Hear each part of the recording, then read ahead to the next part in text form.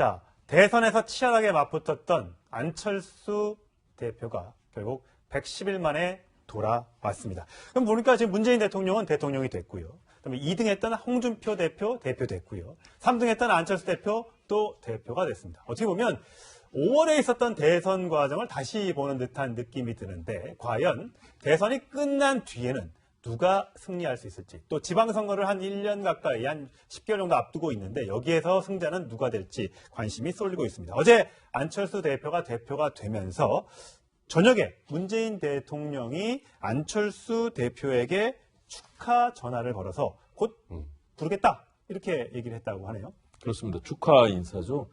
문재인 대통령의 최근의 정치적 흐름을 본다면 최소한 소통할 수 있는 기회가 된다면 적극적으로 하겠다라는 그런 의사를 갖고 있는 것 같고요.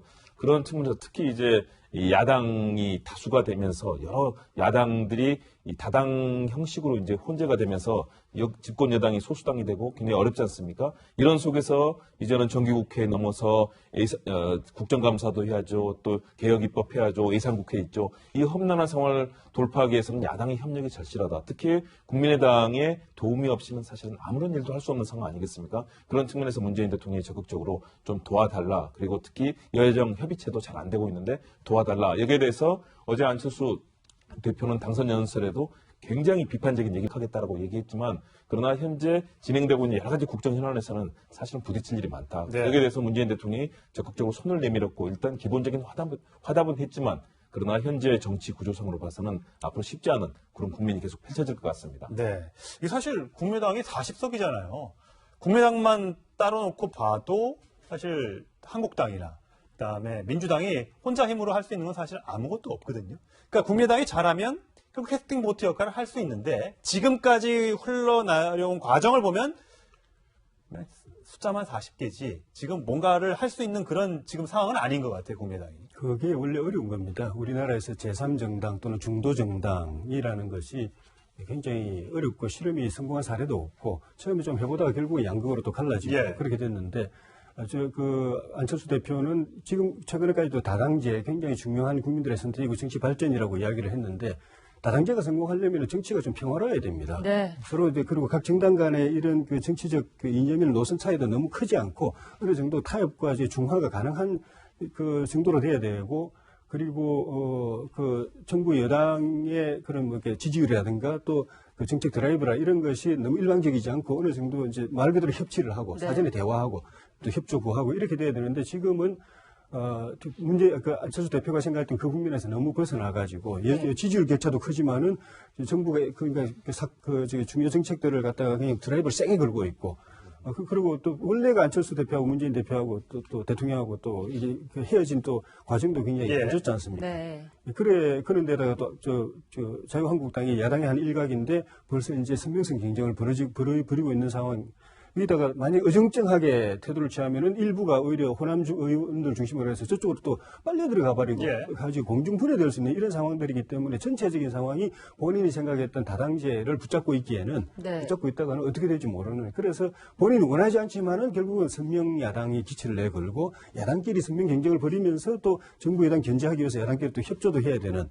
내년 지방선거 때 본인이 승리한다고 그러지만 이 구도로는 승리할 수 없거든요. 그리고 아까 말씀드린 대로 후보 연대를 하든지 또 뭐 합당을 하든지 이렇게 하지 않으면 안 되는 그런 상황. 그래 되면은 우리 정당이 또 다당제에서 양대 정당으로 가파르게 대립하는 양대 정당으로 이제 가버리는 상황이어서 본인이 처음에 생각했던 그런 구도하고 완전히 어긋나지만은 어쩔 수 없는 선택으로 좀 가는 것 같아요. 우리 정치 상황이 그래서 별로 그렇게 좀 유쾌하지 않고 좀 우울한 상황으로 가고 있는 것 같습니다. 네, 이 신임 대표가 된 안철수 대표에게 아주 특별한 축하 인사를 보낸 사람이 있습니다. 누구인지 영상으로 확인해 보시겠습니다. 저는 국민의당이 없어질 줄 알았죠.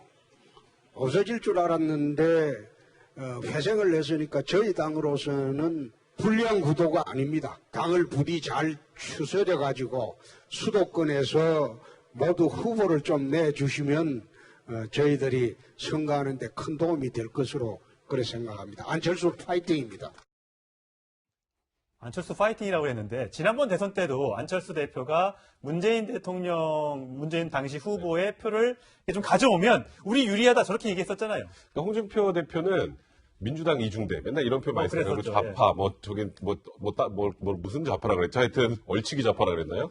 그러니까 일단 저쪽을 그러니까 범여권을 그냥 아예 그냥 대략 규정을 하고 이쪽에서 민주당에서 후보를 내고 국민의당에서 후보를 내면 어차피 진보 진영의 표를 갉아먹으니까 네. 내년 지방선거에서 보수 쪽에서 자유한국당이 아무래도 제일 나니까 그러니까 우리가 당선자를 좀 낼 수 있을 거야라는 취지의 얘기신 것 같은데 저는 홍준표 대표가 지금 이런 얘기 하시는 것보다는 당내 분란부터 어떻게 빨리 해결을 하고 어떻게 박근혜 전 대통령을 털고 보수의 새로운 기치를 보여줄지가 더 중요하다는 생각이 드는 게 지금 최근에 지지율 보면은 한 10에서 15, 6% 정도가 자유한국당이 예, 나오는데 제가 지지율을 네. 준비했는데요. 네. 오늘 나온 리얼미터 여론조사 오늘 결과 14.9니까 한 15% 정도 되고요. 네. 지금 어쨌건 보수를 대표한다고 하는 제1야당의 지지율로서는 너무 참담한 지지율 표거든요. 예. 이제 저렇게 지지율을 조금밖에 받지 못하는 이유들이 있을 거 아닙니까? 그게 지금까지 전 생각하기에 탄핵 자체의 정당성도 부정하고 법원의 판단도 부정하고 그리고 어쨌건 박근혜 대통령 끌고 가려고 하는 당내 세력이 있고 그러면 국민들은 그거를 적폐나 구태로 규정을 하고 있는데 그걸 끌고 가다 보니까 중도 보수층 입장에서는 갈 데가 없는 거예요. 이제 그런 과정을 탈피하기 위해서 홍준표 대표도 첫 번째 필요 조건으로 이제 박근혜 전 대통령의 출당 조치를 지금 얘기하고 있는 건데 그 부분부터 빨리 정리해서 보수 정당의 좀 가치를 좀 제대로 보여주셨으면 바람이 듭니다. 네. 홍 대표께서 지금 마음에 없는 이야기를 하고 계신 것 같아요. 마음에 없는 국민의 정당이 잘 나가고 여론조 지지율이 늘어나면 민주당 표를 깔아먹을 테니까 우리한테 유리하다. 그러니까 예. 후보도 많이 내달라고 그랬잖아요. 근데 지금 여론조사 보면은 민주당 지지율은 50%대에서 거의 극현고 하고 나머지 가지고 쪼개먹고 1, 2% 주고받고 하고 있는데 후보 다 내면은 한국당 수도권은 전멸이견이와 영남에서도 한국당에다가 바른정당 후보 내고 국민의당 후보 내면 한국당 그 텃밭까지도 위협받기 때문에 저거는 마음이 없는 말씀이고 각자 열심히 해가지고 지지율 늘려가지고 나중에 합하자라는 게 네. 그 연대를 하든 통합을 하든 그래서 지방선거를 치르자 표를 모으자는 게 본인의 본 마음이라고 봐야 될 겁니다. 네. 네, 진심은 뭔지 홍준표 대표만 알 수 있을 것 같은데 자 안철수 대표 제가 판넬로 준비한 거는 이겁니다. 너의 목소리가 보여. 예능 프로그램의 제목이기도 한데 안철수 대표 하면 누굽니까 생각하시죠? 저희가 영상으로 만들었습니다. 보시겠습니다. 우리의 길은 철저하게 실력을 갖추고 단호하게 싸우는 선명한 야당의 길임을 분명하게 밝힙니다.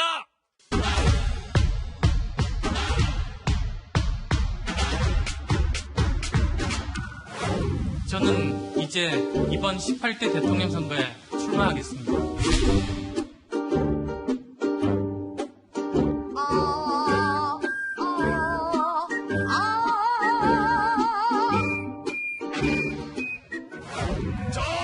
안철수가 반드시 기필코 대선 승리로 보답하겠습니다, 여러분.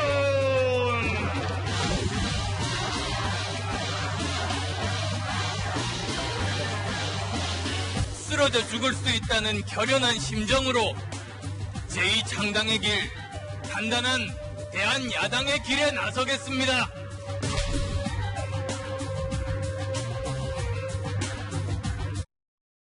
어제 목소리를 들어보니까 한 중간 정도. 그 처음에 대선에 2012년도에 나오려고 했을 때 목소리와 지난 대선 5월 달에 대선 때 아주 강력한 목소리로 호소했던 목소리의 한 중간 정도 되는 것 같습니다. 예, 어저께는 이 목소리가 많이 그러니까 대선 때는 상당히 거칠었었거든요. 그랬죠. 네. 근데 저게 좀 쉬시면서 많이 연구를 하신 것 같습니다. 그래서 어떻게 표현을 하는 게 예, 조금 더 예, 저 설득력 있는 예. 전달을 더 많이 할 수 있는지, 뭐 정치 하시는 분들은 다 저런 뭐 공부를 하시니까. 네.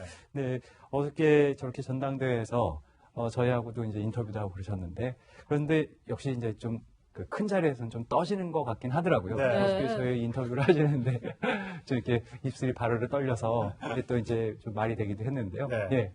아무튼 그런데 어저께 51%의 득표율로 이제 과반수를 간신히 넘겨서 과반수를 예. 넘어서 당선이 됐죠. 예. 그 전당대회 당시가 대선 후보를 뽑을 때는 70%가 넘는 압도적인 지지였는데 간신히 이제 결선 투표 치르지 않는 범위 내에서 이제 1등으로 당대표가 됐습니다. 아까 목소리도 봤지만 제가 조금 전에 화면 분할로 보여드렸지만 헤어스타일도 옛날, 그러니까 뭔가 나올 때마다 헤어스타일이 바뀌어서 네. 머리 스타일 바꾸는 게 쉽지 않거든요. 저 가운데 있는 머리 스타일 어떻게 보셨습니까? 그야말로 지금 변화를 하면서 변신이에요? 네. 그렇습니다. 변화와 변신을 하고 있는데요. 지난 대선 때 엄청난 내상을 입지 않았습니까? 내상을 회복한 거 우리가 무협지를 보면은 굉장히 상대에게 공격을 당한 뒤에 내공을 획득해서 이제 진기를 회복한다고 하지 않습니까? 네. 점차 더 힘이 강해지고 내공도 2배, 3배 같으면서 상대를 이기는 건데요. 안철수 대표는 그런 연설도 벼락연설법, 후반부가 점점 더 커지고 목소리가 커지면서 그 내공이 쌓여가는 그런 느낌을 받는데요. 네. 그러나 현실에서는 상당한 어려움이 있습니다. 말씀하신 것처럼 대선 때는 75%가량 거의 뭐 4분의 3 이상의 압도적인 지지를 그렇죠. 받았지만 어제는 51.09% 겨우 과반을 넘었습니다. 네. 다시 말해서 내공이 전체가 더 큰 힘으로 다가가는 것이 아니라 일부는 사실 국민들께 실망감도 지금 주고 있는 거고요. 왜냐하면 과거의 새정치라든가 안철수라면 뭔가 가져왔을 변화라는 뭔가의 국민들의 희망이 있었는데요. 점점 더 어떤 친안철수계의 파벌의 수장이 돼가는 그런 느낌들. 그리고 과연 안철수 대표가 어제 선거 끝나고 나서 대표에 당선되면서 했던 여러 가지 공약들이 지켜질 수 있을 것인가. 지방선거 17개 전부 다 승리하겠다고 했는데 사실은 좀 비현실적이지 않습니까? 이런 측면에서 안철수 대표가 정말로 제대로 된 내공을 좀 닦아가는 과정이 있어야 될 텐데 일단 네. 헤어스타일의 변화, 목소리의 변화는 그래도 일단은 어느 정도는 좀 신뢰감을 주는 예. 성격을 갖는 것 같습니다. 자, 목소리의 변화, 또 머리 스타일의 변화만큼이나 국민의당이 안철수 대표가 달라질 수 있을지 국민의 한 사람으로서 지켜보도록 하겠습니다.